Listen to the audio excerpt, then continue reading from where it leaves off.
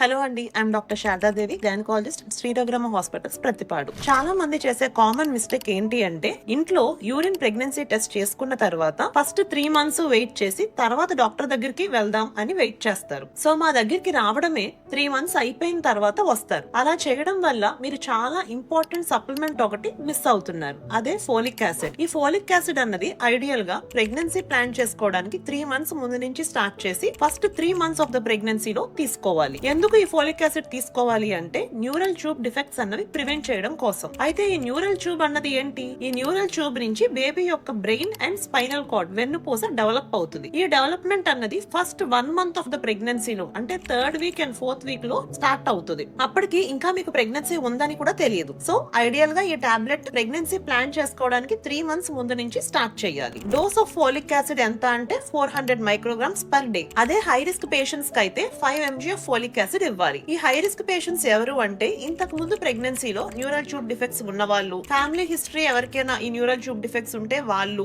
HIV treatment తీసుకుంటున్న వాళ్ళు, fits కి ట్రీట్మెంట్ తీసుకుంటున్న వాళ్ళు, సికిల్ సెల్ ఎనీమియా అనే కండిషన్ ఉన్న వాళ్ళు, ఓవర్ వెయిట్ అధిక బరువు ఉన్న వాళ్ళు, షుగర్ ఇబ్బంది ఉన్న వాళ్ళు, వీళ్ళు 5 mg of folic acid per day తీసుకోవాలి. అయితే మనం తీసుకుంటే ఫుడ్ లో ఫోలిక్ యాసిడ్ ఎందులో ఎక్కువగా ఉంటది అంటే, ఆకుకూరలు, ఎగ్స్, బీన్స్, ఆరెంజెస్, వీటిల్లో ఎక్కువగా ఉంటుంది. సో మీరు కానీ, మీరు తెలిసిన వాళ్ళు కానీ ఎవరైనా ప్రెగ్నెన్సీ ప్లాన్ చేసుకుంటున్నా, ప్రెగ్నెన్సీ టెస్ట్ పాజిటివ్ వచ్చినా, యాజ్ ఎర్లీ యాజ్ పాసిబుల్ మీ గైనకాలజిస్ట్ ని కన్సల్ట్ చేసి ఈ ఫోలిక్ యాసిడ్ టాబ్లెట్స్ అన్నవి కంపల్సరీగా తీసుకోండి.